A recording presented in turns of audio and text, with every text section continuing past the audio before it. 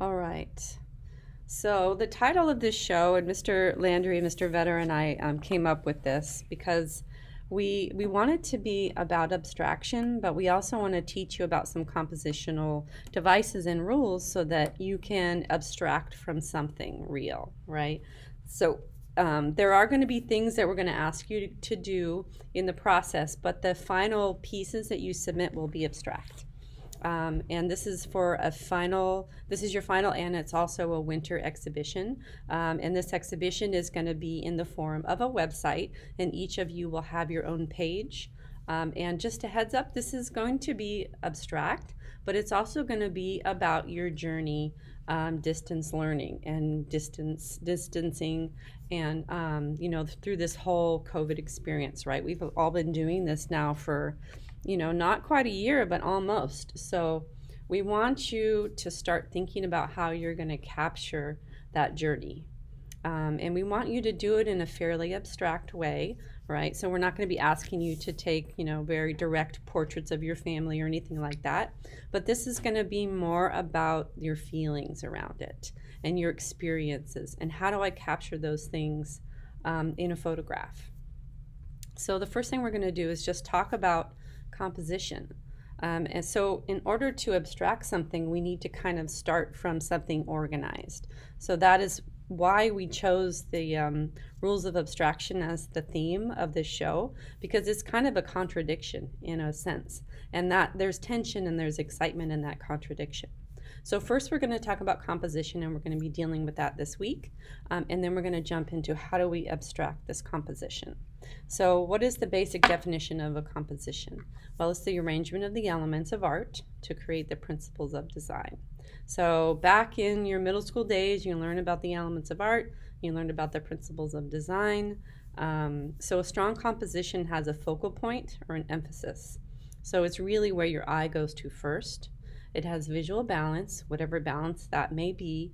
Our eye kind of wants to move through the artwork, and also a sense of space. And that space can be flat, it can be shallow, it can be deep, or it can be kind of a mixture of both. So a major challenge of 2D composition is the square or the rectangle of the picture plane. So strong composition really challenges the edges of these things.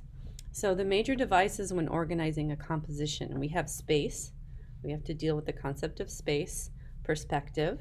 We can be dealing with false perspective or linear perspective. The placement of the objects in the composition. The visual balance, and the movement through the composition. So let's look at some examples of space. So this is an example of deep space. So what makes this space deep? Let's put that in the chat for a second. What makes this space deep? What are some of the things in the photo that make it deep? It looks like it goes on forever. Shadows, the sky. What else? The lines in the sand get smaller and further away. That's perfect, Oliver, and that is really literally the definition of linear perspective. When you have a vanishing point and all of the lines lead to that vanishing point. So that means everything gets smaller and tighter as you go back towards, what is this thing called?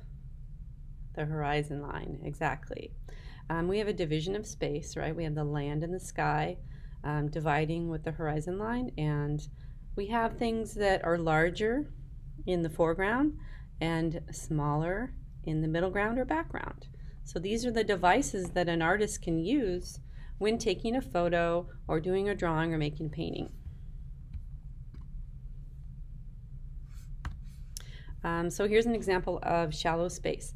Now this still has a concept of space, and we can talk about why, but this is shallower than the other. So why do you think this one is shallower than the other? I don't know how to get my chat box in my presentation. I'm gonna figure that out later. So it's more up close. Is it more realistic or more abstract?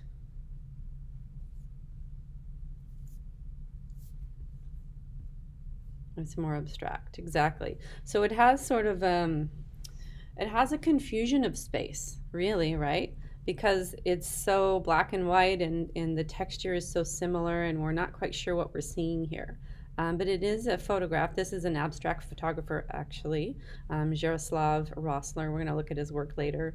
But we have this pole here, and it is kind of behind this object. So that gives us a little bit of space.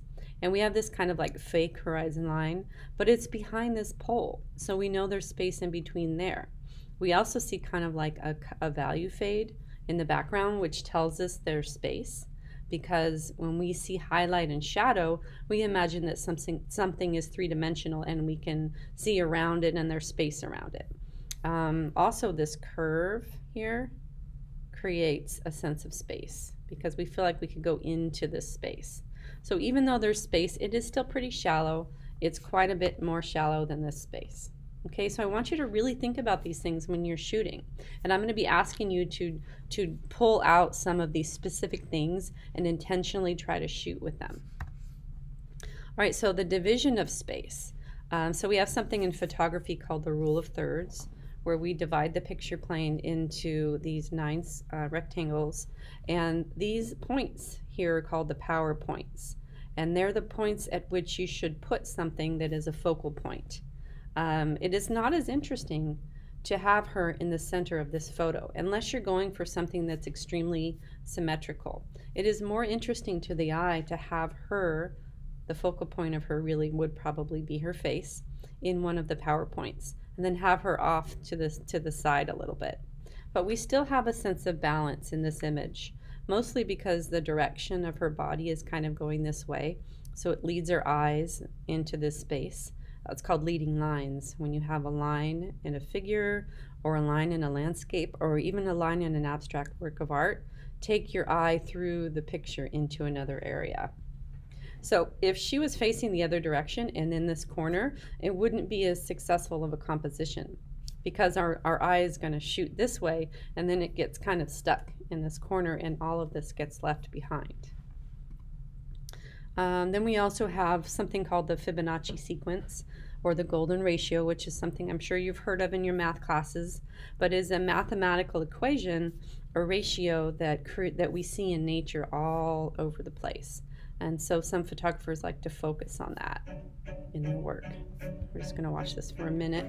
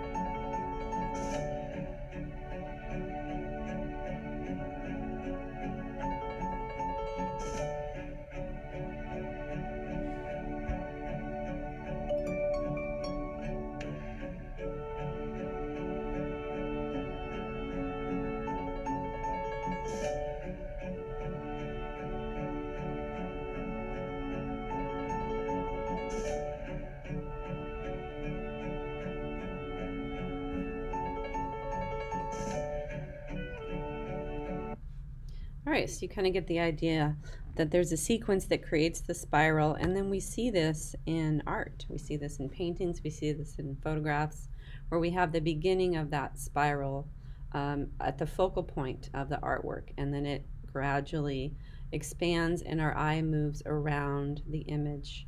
So we always look at Mona's face first, right? We look at her face, her eyes, right? They're very famous. But then we want to see what else is going on in the image, and we kind of spiral around her head, and then we end up kind of focusing on her hands. And we see this in landscape photography. The sunset might be the focal point, and then we kind of spiral around and we kind of absorb and take in the entire landscape. And then the direction that people are staring and looking creates focus and leading lines in an artwork. So he's looking off into the distance. So he's a person in a landscape. We're going to look at him first, and then we kind of direct our attention out. All right, so more division of space. We might have space that feels really open, so we can move through it. It has air, a lot of negative space around the figures. And then we have confined space, where the photographer is intentionally creating some symmetry or some framing in that work of art. So in this image here, these are photographs by Gordon Parks, a very famous African American photographer. Um, this figure here is framing this image, confining it. And then we have a door jamb. He's opening the door and he has all these children staring up at him in this compact space. And then in this one, we have some really nice symmetry, but it's very confined because of the symmetry, right? We have this nun in the middle here, and then all of the nuns with their habits kind of arching in the background create sort of a tight space. Then we have some more examples of open and confined space. So you can even capture this in a tight portrait.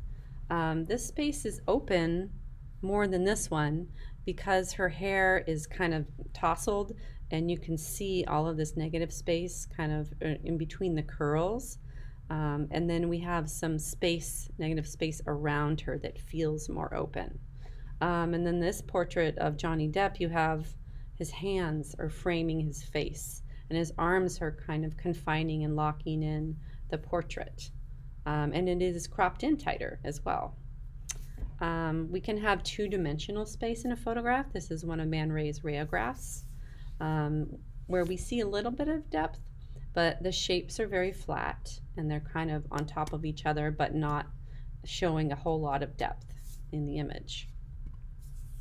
And this is another Man Ray photograph. This one is, it's pretty flat. It's pretty 2D looking, but we have some things in here that give it some third dimension. We have overlapping. We have the hands larger than the face, which makes us feel like they're closer to us than the face is. And then we have lines that are going in front of things and lines that are going behind things.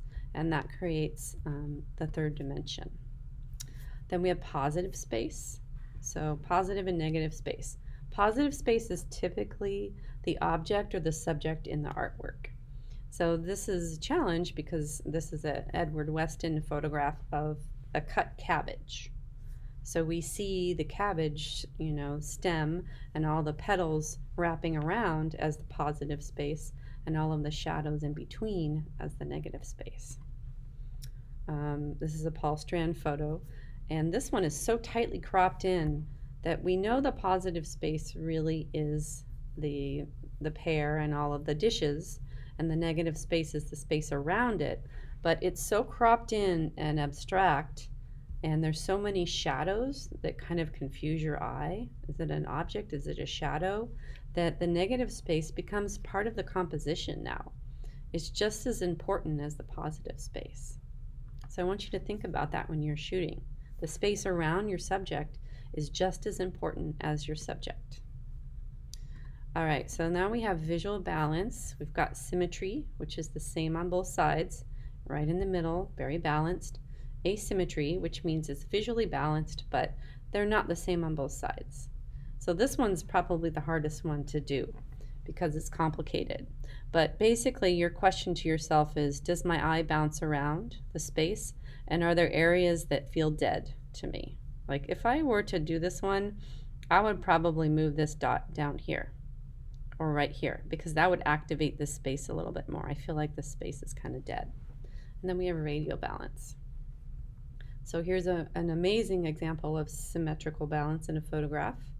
And I'm sure this happened in a moment. The photographer was probably shooting this without the airplane, and the airplane just flew through. And so that's kind of a neat moment. Asymmetrical balance is fun with people or crowds of people to capture that. So because you have a lot of movement and it's, you have to kind of take a lot of photos and really study, your images after you shoot them and crop them down to make them have asymmetrical balance. So in this one, we have people kind of in darker clothes, kind of moving around the space. So we look at them, but the focal point really is her and her expression towards this person here. So we kind of look at her, and then we look at him, and then we kind of bounce around in here, and they're larger here, and so they kind of visually weight these people. And then we see radial balance in architecture. We also see it a lot in nature. There's that Fibonacci spiral again. Positive, negative space, and then negative space that is active and negative space that is dead. So what do I mean by that? This is a really gorgeous image here. Obviously a slow shutter speed, and this woman here is standing still, and everyone else is moving, and so they're blurry. And you can even see the faint ghost of a bunch of other people in this space moving through. So I think this is a really powerful image.